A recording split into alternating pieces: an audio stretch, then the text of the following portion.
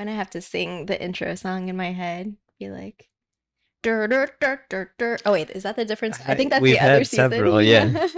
Also, hello. Dun dun dun dun. I think that's this one. Dun dun dun dun. Also, you just brought up that we're almost on book 4.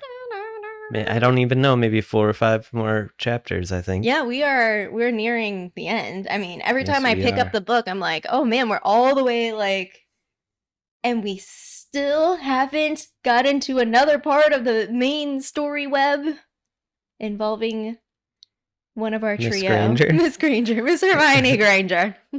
Yes. But we'll have to pick, a new song and film a new intro. Yeah, that's the fun part. It's very exciting. Just picking a new song. I was talking about how I was gifted the Goblet of Fire illustrated edition from I think it was from Jerry and David. Well, it'll be interesting because we always knew that seasons 4, 5, 6, and 7 would be long. Yeah. What we didn't know is season 3 would also be long because of a writer's strike. Is that what we're calling it? Sure, yeah, sure. The pandemic caused a writer's strike. Yes, it did. Yes. We both went on strike. Among other things. And we're the only 2 people here, so, it had to shut down production. White Shadow, hello.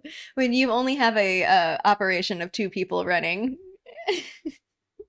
It was necessary, it's but really happy to be back. Go into strike. This is our 3rd live one, I think, right? 3rd? Yes, it is the 3rd live one. Fantastic. It's a great way to start Sunday off for us. Sunday morning, yeah. I have my coffee. We have little Winston. We have an intense chapter. We do. To talk about. It's very intense. Very intense. I mean, I feel like it's been building up in intensity, and now we're here, and it's like, okay. Yep. Okay.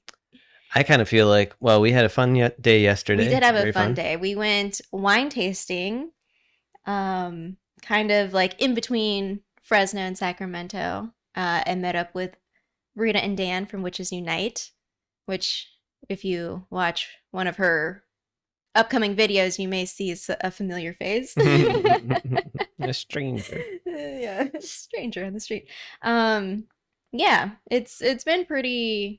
I mean, that was busy in the sense of like it was a day trip. So like we went out there, hung out, and then came back same day. Yeah. But overall, like this week has been pretty solid.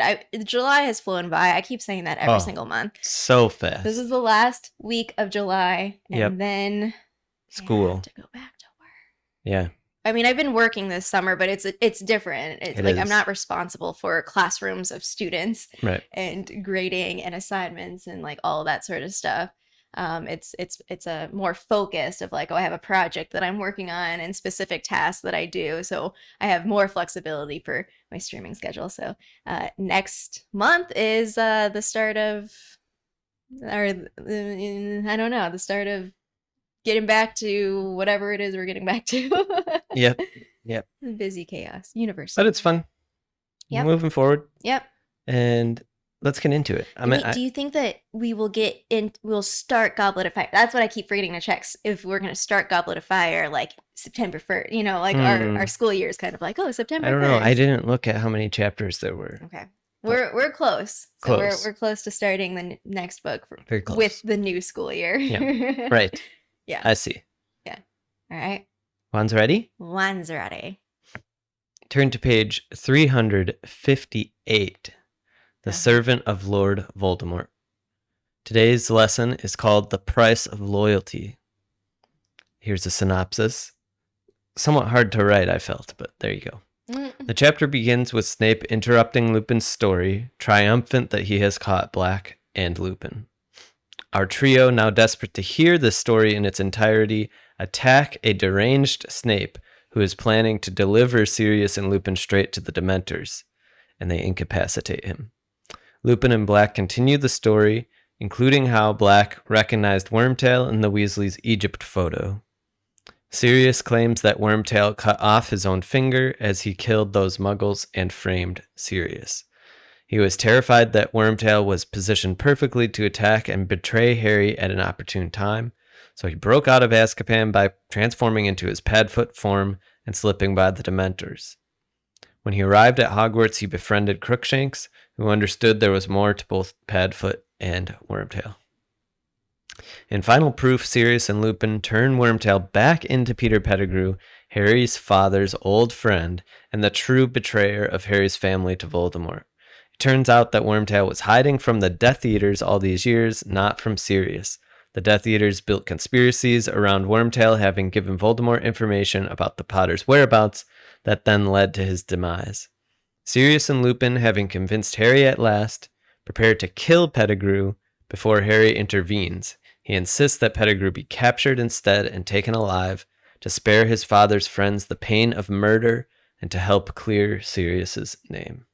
Okay, so these children must be like super processors because I'm imagining like even like we've been leading up to this and like each chapter is like, wait, what? How can you process all of this information and be like, okay, like let's make a decision or let's like, although I guess to be fair, both Ron and Hermione are kind of like, well, they attack Snape. Well, oh my gosh. So let's back up. So one of the quotes that I wrote down was from Snape. And it was the line was, "You're wondering perhaps how I knew you were here." And what I wrote in my notes was, okay, so this seems like evil villain signaling. I always like talk about, you know, the sort of classic like, oh, let me like talk monologue in this very like, oh, I was here all along and monologue and whatever, although he doesn't quite do that. So I was thinking about that line specifically because it is kind of like a bit much, but I was thinking about it in terms of like, also like you as a writer, like writing dialogue and like, because to me it doesn't seem very realistic. But there are two. Just hate writing dialogue. But go on. So I had two trains of thoughts of like, either the line is meant to like fit in with this like, all these people in the wizarding world are quirky, they just talk weird, or they talk very, you know, directly, or just like in a way that doesn't were wondering perhaps how I knew you were here. Like I can't see that happening in real life, but maybe it's because it's the wizarding world and this is just how they are. I don't know. Well, it is generally true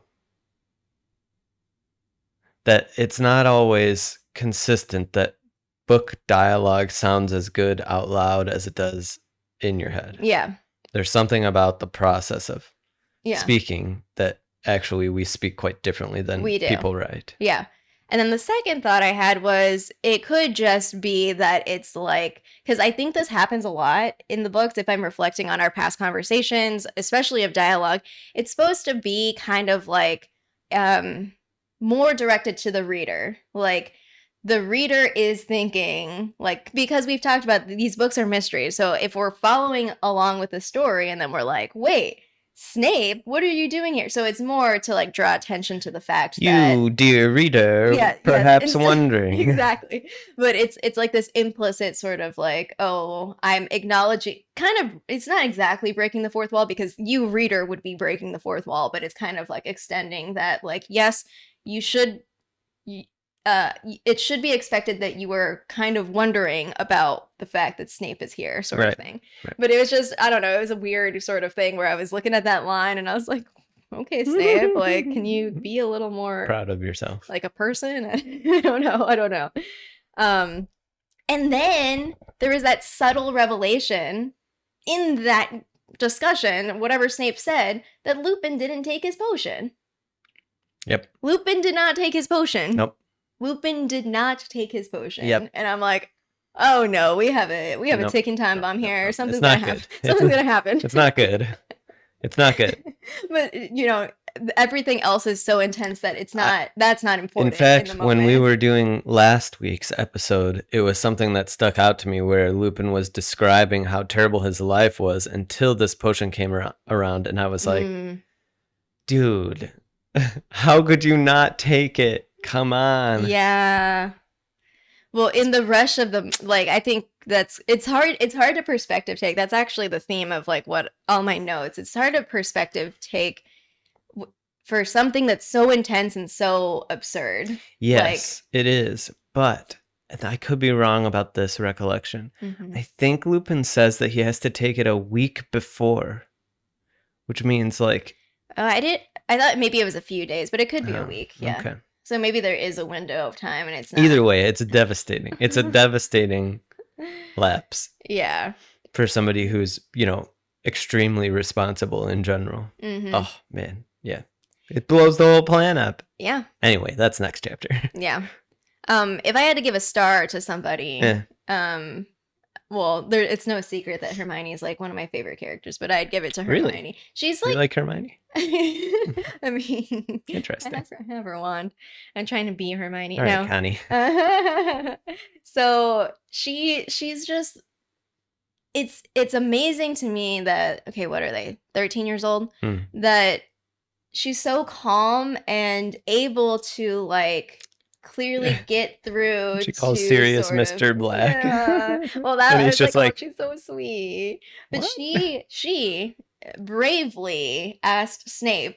She was like talking to him. She was the first person to like be like, oh, well, would it do any harm to listen to them? And he just like lashes out. I'm like, oh gosh, like he's never nice to her, but she still tries because like that's her guiding, like she knows that it's right to get more information. It is, yes, for sure. But it is also useful in this chapter how J.K. Rowling explicitly says that Snape has never been like this in front of Harry, at least. Yeah. So it separates a little bit like his hatred for Harry as kind of this like bubbling thing. That's like, he's very, what's the right word? Vindictive. Like he does like little things that are really cruel. But in this moment, he is deranged. Yeah. Snape has lost it. Well, and that's also he's not in control. The lashing out is like, you're in the way. Like this is, well, actually it's interesting to me that all of the adults are basically like that at the beginning of, and each time they enter. So like Sirius, Lupin, now Snape, they're all just kind of like, whatever, like they're very emotionally invested. We're doing something here, like y'all are in the way. Which to me is why it's so fascinating that Harry is able. Well, okay, to be fair, the situation changed once the three of them like took out Snape. But it's interesting to me that Harry was able to like sway their ultimate decision in the end. Because I guess like it's hard for me to imagine. We talk a lot about the adults, how the adults treat the children in this series, and sort of like, oh, like let's withhold information, like you don't know anything, you don't understand. But for this, like in the end, it ended up Harry was very important. I mean, that might be why they all three simultaneously decide to attack Snape, because they finally are getting information and they want it. I mean, it's insane that they attack Snape. I'm sorry. It's insane. It is. I don't recall I get that he's threatening like Lupin and Sirius. Okay, to be fair, they weren't trying to attack him. They were trying to disarm him. Right. But the power of three teenagers goes. The power of three. Yes. And his head is bleeding, and I'm like, oh. Dead. God. That wasn't the person we thought was going to die. Immediately has a panic attack because she's like, oh no, can't do it. Or worse, expelled. Or worse, expelled. Yeah. I mean, Harry. But I am the chosen one. That's all I keep thinking about. I know it's from the movie, but like every time that I can make fun of Harry, even though he is pretty noble, but it's just funny to me because I'm like, how can you be so brave? Like I don't, as someone who doesn't see herself as brave, like it just boggles my mind that people like take charge and is like, yeah, I'm gonna stand in front of Peter Pettigrew and once they find, although throughout the chapter I was kind of like, Ron, just give them the rat. I kept saying that to you, just give them the rat. It's been long enough. Ronald Bilius. Yeah, I think you can see like the trio's personality traits rising, right? Like Ron is loyal. He's not gonna believe this. Yeah. He's gonna search through all these other strategies of like, well, we took good care of him, blah blah blah. Yeah. I think it's very interesting the way that, because I was thinking about this also, especially with our Bad Plans D&D campaign, because I said like in the after show yesterday, like it's pretty like explaining our situation. We have a character who died and is now in a robot body. That's like the TLDR. But like that in and of itself is so ridiculous. And so I was thinking about just the telling of the actual truth that's revealed over time, and the slow kind of acceptance of it that Harry seems to have. But it's like so interesting to me because like I think the way that it makes sense that you're able to accept it rather than to be like, oh, this is too far out, is that it's kind of that thing that, who was I listening to? I was listening to somebody, I think it might have been a masterclass talking about the suspense and like being able to write a story, especially things that are mysterious. Like it's okay that the reader or the viewer is ahead of you, but like you want to be able to allow the satisfaction of like, oh, I understand it, I see it, I wasn't tricked, like the rug wasn't pulled out underneath me, because you have all these little bits along the way. You have the Daily Prophet thing with the picture, which we knew about. It wasn't like we never knew about it, and then all of a sudden there's this thing that we never knew about. You have that. You have these like other little moments. Yes. That I think what you're getting at is something we talk about a lot, which is why these books are so popular. And there's a lot of reasons, but one of them for sure is that J.K. Rowling is an exceptional mystery writer. Yeah. So I'm not sure what her strategy is, but I like to imagine that she envisions this scene at some point where it's like, there is going to be the revealed truth, where we have all these fictions, blah, blah, blah. It happens in all three of the books so far.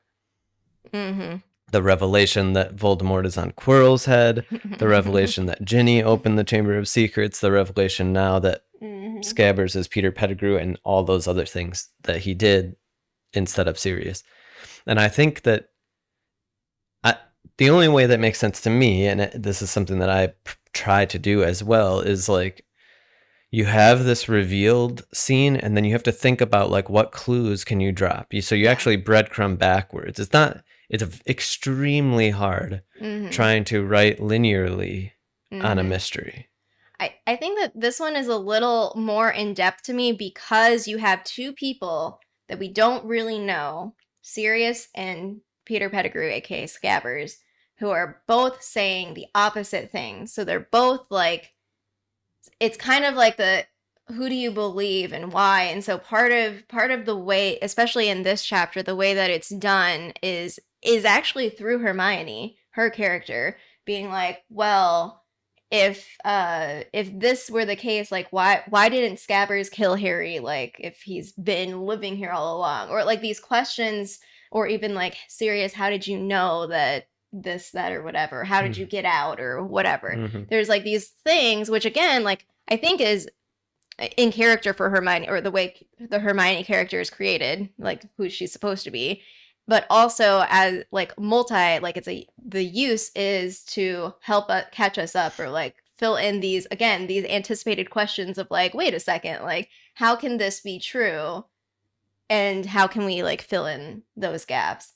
It's interesting also because I'm thinking about Knives Out as like the way that story is told, which is also a mystery, and how we're able to like, because how do you replay?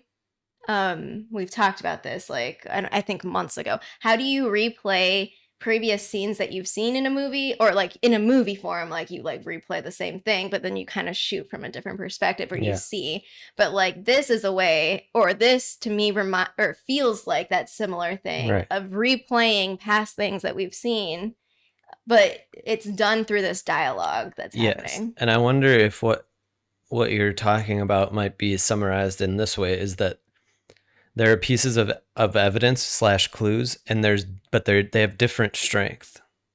Yeah. And so you get like weaker breadcrumbs, and then this final thing of like, well, let's transform him, right? And then all of a sudden the story seems much more likely, because if this rat actually is a person, then we are like, well, that's weird. Yes, there has to be an explanation for that. And this is the only one that's an explanation for that rat being a human. Well, and there's like so like very, very, very specific details, like and it feels very realistic of like you have to perspective take of like, when they showed Lupin, or when Sirius showed, wait, did he have the picture? Yeah. The picture, and Lupin's like, the finger is chopped off. So like that specific detail that would have a very like important meaning to him. Yes. And Mm-hmm. the difference between, like, let's take Lupin would recognize Pettigrew as a rat. However, if Lupin doesn't know in the way that Sirius knows that Pettigrew is alive. Mm-hmm. So even if he saw a rat, and even if that rat was missing a toe, it's not like he's on the lookout for a rat missing a toe. He thinks Pettigrew is dead. Yeah. So he might not even, it's that perspective, as you're saying, and like the focus, where your attention would go. So like, I'm imagining if Lupin sees this photo, he doesn't even look at the rat. It's not important to him. It's not relevant in any way. Right. But Sirius would be like, there's a rat in this picture. Mm-hmm. Mm-hmm. Mm-hmm. I hate rats, type of thing. I mean, it's been his singular thought for so long. Yeah. Oh. Yeah. It's really good. I mean, it really is. And the whole, like, how it all kind of comes together of Sirius thinking it was Lupin and Lupin thinking it was Sirius, and like all this stuff, and it just really intense. Yeah. So I wrote, well, okay, there's a couple things that I wrote, like one was about secret keepers, because I don't think we've talked about secret keepers on the podcast so far. But this as being an important piece of the bigger story, the history and the bigger story, because that's kind of like the sort of like, oh, we did this. And so, because it's still hard for me to, well, I guess it's not hard, but it's just like, it's interesting to put into perspective, because there's a callback here. He's like, oh, he said he killed my parents. And then there's like the further exposition that's like, well, let me tell you what I mean by that. And so Sirius basically feels responsible because of this secret keeper thing, where basically you are bound by this Fidelius charm is actually what it's called specifically. Mm-hmm. It's what it sounds like. You keep a secret, and it's this magical binding that happens that you can't do. It's interesting because like you can't just like be tortured and get the information out. It has to be, if you reveal the information, it has to be voluntary. It can't be forced. Really? However, that's such an okay. However, it says on the Wizarding World website, in spite of the fact that the secret can only be given up voluntarily, many have been subjected to the Imperious and Cruciatus curses in an effort to make them share their information. So it doesn't prevent people from like doing it. But well, this is really interesting, because if that is true, then Sirius's logic is very bad. Because to me, it always read as, I made Pettigrew the secret keeper because Voldemort will expect me to be the secret keeper, find me, and extract the information. Yeah. But he won't look for Pettigrew. But if it's true that even if he was found and even if he was tortured, it wasn't possible to give up the information, then he should have just stayed as the secret keeper. Yeah, it's interesting because I think that his logic was more like, let's make it more difficult for them to even find someone that they can extract information from to begin with. Whether or not like I don't know to what extent people understand like what it means for being a secret keeper, because there's multiple things involved. Because one of the things that I think both Sirius and Lupin say to Peter Pettigrew is kind of like, well, you should have died for them. We would have done that. And it's interesting because it's like, I don't know. That's like a harsh thing to like say to somebody, and to presume that you would do something like that. Pilots. Or something. You know? Yeah. It's very interesting because all of this like hatred and disdain and all of this is like in part because of something that did happen, but also in part of some sort of like, oh, we could have avoided it. Like there could be a reality where they didn't die, when we don't even know if that's the case. We don't know if somehow this would have broken. I think, yes, that's a really good point. And I also think like the hindsight that Sirius is describing is also useful, where he's like, I should have known. I should have known. We knew there was a spy close to the Potters. Mhm. I should have known it was you because of all these personality traits that I Right. know about you. Yeah. And but the reality, and I think this is what you're getting at, is like it's not worth, to some extent, it's not worth the fact that Sirius has probably tortured himself over this, because you can't possibly go back and make a different decision. You made the decision that you made based on all of the facts and all of the circumstances around you. Mm-hmm. You couldn't know everything. So but it is really useful to describe like who Pettigrew is. It's a tough needle to thread, right? Why somebody would make this type of decision, how it could get into the hands of somebody who would betray them. Yeah. And what is the logic behind it? I think it's really, really interesting. It's always, for me, been fairly satisfying as an explanation of like, well, we were doing kind of a double bluff, and turned out we screwed ourselves because we trusted the wrong person. Yeah. Which, I mean, if you're working for, so this actually reminds me of Wizards Unite, of like, okay, like Gareth Greengrass is, spoiler alert, the bad guy, one of many. I think, but there's no way that you could have. Right. You can't be like, oh, we should have known, we should have like done this, that, or whatever. Like, I don't know, it's too, like, they're also very smart. Sometimes you don't know things until you know them. Yeah. Right. You can speculate. You can't pretend that like, oh, well, we are, because we're the good people, that we're better and smarter, and like especially if there's like, I don't know, like people are people. Well, this is, yes, and this is a really common thing with regret and hindsight, where you look at the world as if you can manipulate this, or like you look at the world as if time didn't exist. So you say like, I've just learned this new fact, and therefore my past self should have acted as though they knew this fact, but they don't. So you don't know that Pettigrew is the betrayer. They didn't know that Pettigrew is the betrayer, so they didn't act as though they knew it because they didn't know it. Yeah.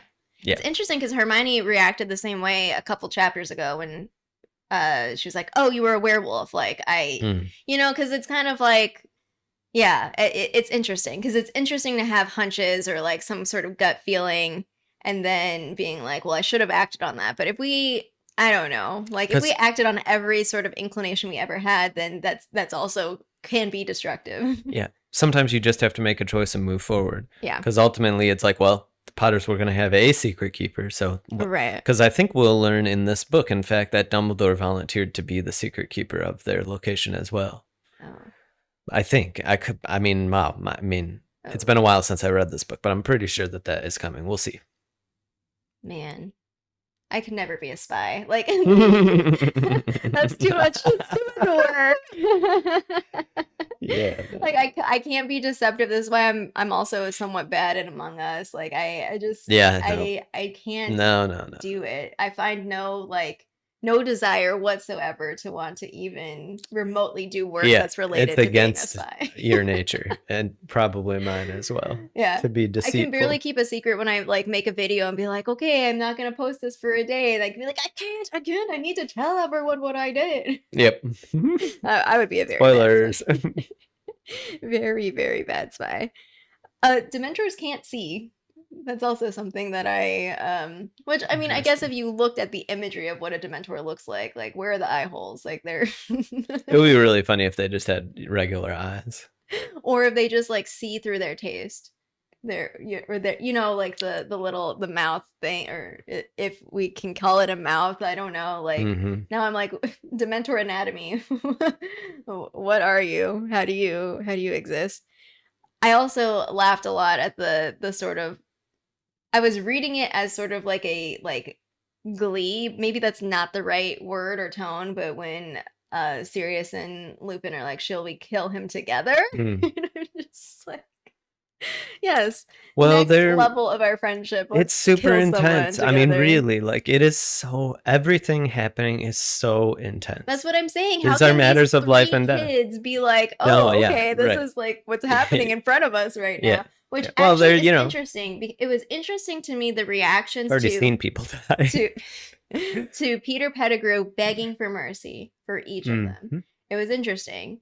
Ron, I could understand. Like, you're finding out that this rat that you loved as a pet was actually this man that's standing in front of you, just posing as a rat. Like, I would be disgusted as well, being like, how dare you? Like, betrayal sort of thing.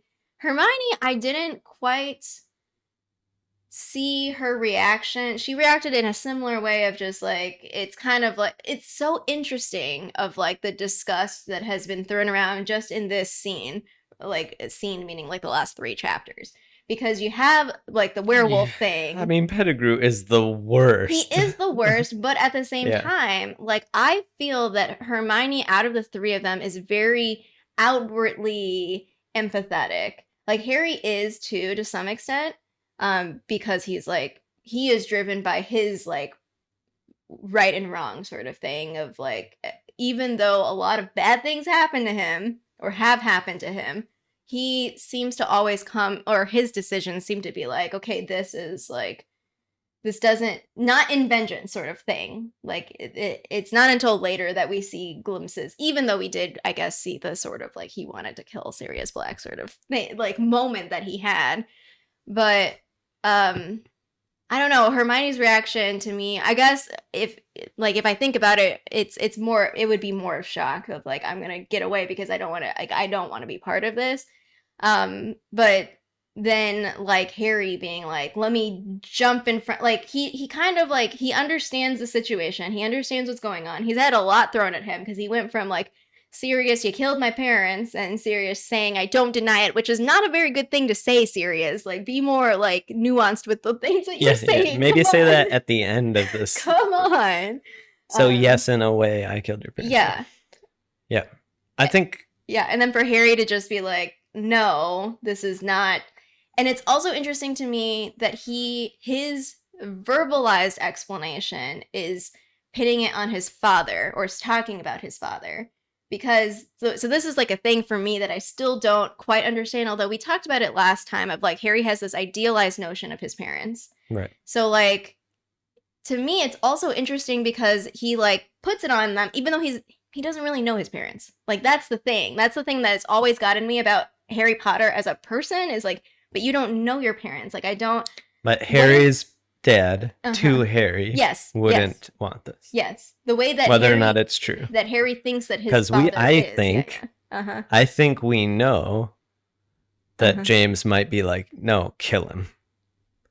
The actual James. No, that's what I was thinking too. Like, so you have Sirius and Lupin being like, yeah, that was the line of like, shall we kill them together? I think, I also think, it's so fascinating to me because it kind of makes me feel so like Harry's parents I don't know whether it's good or bad in the long run because there's no other way for him to know his parents, but like the idealized form of them makes him do good things. And so it's interesting because it's sort of this like, he has a grounding. Yes. But it reminds me sort of like, I don't know, somewhat like religion or like thinking about like this higher being, a higher being that is of good, or like the way that people role can model conceptualize good. That doesn't need to exist. Doesn't need to exist. Yeah. I don't think I've seen or I've thought about Harry and his relationship to his parents. It was well stated because I had never thought about the actual James. I had always taken for granted that what Harry said is like true and rings true with them, but I think they are also probably suffering from this idealized version of James. Well, James was so wonderful, and therefore of course he wouldn't, but when we actually see actual James, it's not clear that that's true at all. He's much more similar to Sirius, Yeah. It's very interesting also, now that I'm thinking about it a little bit more, that people do this in life anyway. When someone passes away, people? No,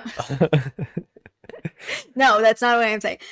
People do this like, oh, this is not what X would have wanted, even though they're not alive. Sure, It's interesting the way that we do that. I mean, it's not often it's speculation. The way that I often see it is not in a like manipulative or malicious way. It's sort of like, oh no, An idealized version. We need someone else to kind of be, it's kind of like distancing a little. Like we need someone else to help like make the right decision. So let's call on, or let's do like a discursive calling on someone else in a good name. I think this is really common. It's like externalizing the morality, right? As opposed to actually searching within yourself for why you don't think Peter Pettigrew should be killed, or why murder is a bad idea. You externalize it to like, well, oh, somebody else would have thought it was a bad idea, and that person is somehow more important than our present opinions. Yeah. It's super intense. And then they go along with it. They're like, it's okay. And I'm like, it's really wait, what? You just wanted to murder him like 2 seconds ago. But I thought it was very interesting to me that they were like, Harry, basically saying, Harry, like you have the most say, like you have the right. If anyone has the right, it's you, Harry. So we're going to defer to you, even though you're a Harry, why don't you kill him? 13-year-old kid. Like we're going to respect what you want. And I think that's really... For people who obviously have such an intense past relationship and a lot of pain dealing with this situation. Well, it's probably also working in the opposite direction for them, that they idealize Harry, right? Because he is who he is to them. And this crux of sort of everything in their world in some way is like shifted because of this person. He's like the last remaining like connection. Remnants of of James and Lily. There's a lot of emotion going on here. And it gets super interesting as we learn more about Sirius and like how he runs away from home and he lives with James and James's parents, which would be Harry's grandparents. So it's like, it's just really interesting. I'm happy to keep going, but one thing I would like to add on is like how the simple brilliance of making Sirius form a dog who is known for loyalty. I didn't even think about Scabbers a rat, who is like, at least colloquially used as somebody who like betrays or is sort of sniveling. Well, last time we learned that Animagus form, you don't choose the Animagus form. It's based on something. But J.K. Rowling chose them. And it's so fun. It's so perfect. It's just so simple. Oh, just in case you were wondering, who is telling the truth? This guy's a dog and this guy's a rat. And we even gave you an intermediate cat to be sure which one to trust. Like she's very clear in resolving this mystery. Right, of like, you may have had questions, but for sure what you're about to hear is true, and here's all the reasons why you need to be sure that it's true. The last thing I have is about... So I keep talking about things that I like. Not everything I directly relate to, and so it's hard. So some things are like intriguing to me because I'm like, I don't have this personal experience. But I was thinking about going back to Snape, and his like sort of attitude towards Sirius and all this. And like what I wrote was like, well, Snape knows that Sirius is Bellatrix's cousin, right? Like, family. The wizarding world is small. Like, that's one thing is like there's these like very like, there's a focus on families, family names. You have the Sacred 28. You have this like, he definitely knows the Black family who and whatever. Sure. But the thing that I find, I just don't have this personal experience of like having, knowing families that have a long legacy of like, oh, my family and my like ancestors and whatever know this family and their ancestors and all this, and like the names that we have. The Ericksons? Yeah, exactly. Like How I Met Your Mother with like the Ericksons and St. Cloud and whatever. Like, one, I'm too transient, and two, the world is too big. So like, why would you have these like I didn't grow up in a small town or a place where everyone knew each other and that sort of thing. So it's interesting to me because I feel like the way I make sense of these interactions is more intense because you have this history. And also like the way that I like, if I know that, going back to Wizards Unite, as soon as I heard the name Greengrass and I was like, Uh-huh. Astoria Greengrass, then Yeah. it was like this connection of being like, okay, this is who you are. And we've talked about this in previous episodes of like what it means to be a Potter, like for Harry, and because it's such a small wizarding world and the way that they perceive each other, and then the fact that it's weird that Sirius ends up being who he is, and we'll eventually find out more about the way his family relates The to him luck that specifically. Lupin's last name is Lupin. Let's name our kid Remus. No, okay. Yeah, no, totally. It is an interesting aspect of it, and it is particularly uses the fact that there aren't that many wizards Yeah. and witches, right? Mm-hmm. Yeah, because if there were, it'd be like, yeah.